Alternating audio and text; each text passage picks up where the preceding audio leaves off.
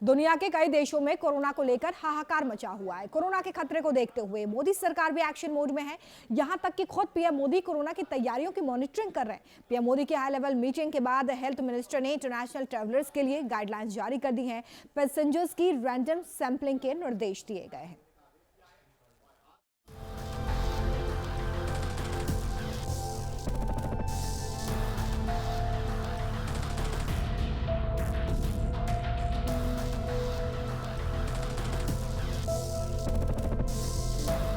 चीन में हाहाकार, भारत कितना तैयार?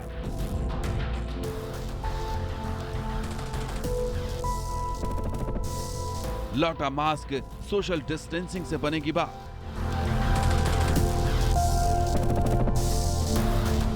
कोरोना का खतरा, यात्रियों की होगी रैंडम सैंपलिंग।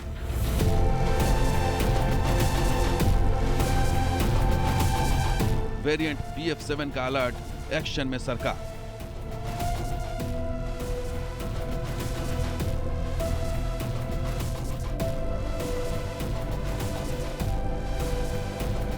चीन, जापान समेत दुनिया भर के कई मुल्कों में कोरोना महाविस्फोट की डराने वाली तस्वीरें सामने आ रही हैं। चीन में कोरोना से होने वाली मौतों का आंकड़ा हवाई रफ्तार से बढ़ रहा है। कोरोना की दूसरी लहर की चिंता सताने लगी, क्योंकि कोरोना का ये नया वेरिएंट BF7 पिछले वेरिएंट से ज्यादा घातक बताया जा रहा है। लिहाजा भारत में भी इस वेरिएंट ने लोगों की टेंशन बढ़ा दी है। तो क्या एक बार फिर से मास्क, सोशल डिस्टेंसिंग और लॉकडाउन का दौर शुरू होने वाला है?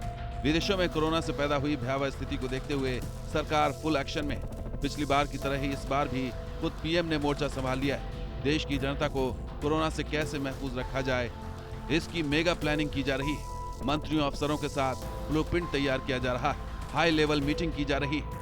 लोगों से मास्क, टीकाकरण, 2 गज की दूरी जैसे नियमों का पालन करने के लिए कहा जा रहा है। विदेशों से आने वाले यात्रियों से संक्रमण फैलने का खतरा सबसे ज्यादा होता है। लिहाजा सरकार का जोर विदेशों से आने वाले यात्रियों पर है। ऐसे में सरकार ने इंटरनेशनल ट्रैवलर्स के लिए जरूरी नियम बनाए। ये गाइडलाइंस 24 दिसंबर से लागू हो जाएंगी। इंटरनेशनल ट्रैवलर्स के लिए जारी गाइडलाइंस के मुताबिक अब ट्रैवलर्स पूरी तरह से वैक्सीनेट होने चाहिए। फ्लाइट्स में मास्क पहने, सोशल डिस्टेंसिंग का पालन करना चाहिए। कोविड के लक्षण पाए जाने पर आइसोलेट किया जाएगा। फ्लाइट से उतरते समय फिजिकल डिस्टेंसिंग का पालन किया जाएगा। एंट्री पॉइंट पर सभी पैसेंजर्स की थर्मल स्क्रीनिंग होगी। इंटरनेशनल फ्लाइट्स के 2% पैसेंजर्स की रैंडम सैंपलिंग होगी। पैसेंजर्स का सिलेक्शन एयरलाइंस करेंगी। पॉजिटिव निकलने पर सैंपल्स जीनोम सीक्वेंसिंग के लिए भेजा जाएगा। 12 साल तक के बच्चों की रैंडम सैंपलिंग नहीं होगी। राहत की बात यह है कि चीन, जापान, अमेरिका में जिस रफ्तार से कोरोना के नए वेरिएंट ने पैर पसारना शुरू किया है, वो रफ्तार भारत में फिलहाल नहीं।